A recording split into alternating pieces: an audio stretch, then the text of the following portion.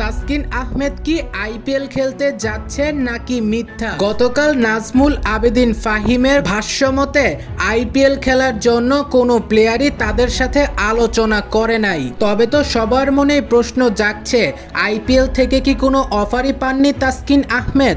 উত্তরটি হচ্ছে হ্যাঁ, আইপিএল থেকে অফার পেয়েছেন তাসকিন আহমেদ আর দলটির লখনৌ সুপার জায়ান্টস। শুধু তাই নয়, এনওসির জন্য বিসিবির কাছে পর্যন্ত গিয়েছে তাসকিন আহমেদ। তবে নাজমুল আবেদিন ফাহিম কেন বলল আইপিএল নিয়ে কোনো আলোচনাই হয় নাই? আইপিএল নিয়ে এমন প্রশ্ন যখন সাংবাদিক করছিলেন তখন নাজমুল আবেদিন ফাহিম বলছিলেন তার সাথে কোনো আলোচনাই হয় নাই, কিন্তু তাকে বারবার জিজ্ঞাসা করেছিল আলোচনার কথা নয়, জিজ্ঞাসা করা হয়েছিল তাদের কাছ থেকে কেউ এনওসি চেয়েছে কিনা।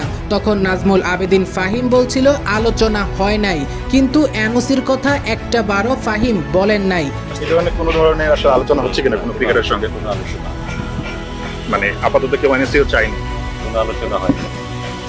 অর্থাৎ সবকিছু ঠিক থাকলে তাসকিন আহমেদ লখনৌর হয়ে খেলতে যাচ্ছে, এটাই বাস্তব। ফিজের খেলা নিয়ে বিসিবির উপর নির্ভর থাকলেও তাসকিন আহমেদের আইপিএল খেলা নিয়ে বিসিবির উপর কোনো নির্ভরশীলতা নেই, কেননা তাসকিন আহমেদকে পুরো মৌসুমের জন্য এনওসি দিয়েছে বাংলাদেশ ক্রিকেট বোর্ড। এখন ফাইনাল কল আসবে লখনৌ সুপার জায়ান্টসের থেকে, অর্থাৎ তাসকিন আহমেদ পুরো মৌসুম অ্যাভেলেবেল। এবার শেষ কলটা লখনৌর হবে। লখনৌ সুপার জায়ান্টস কনফার্ম করলে তাসকিন খেলবে আইপিএল।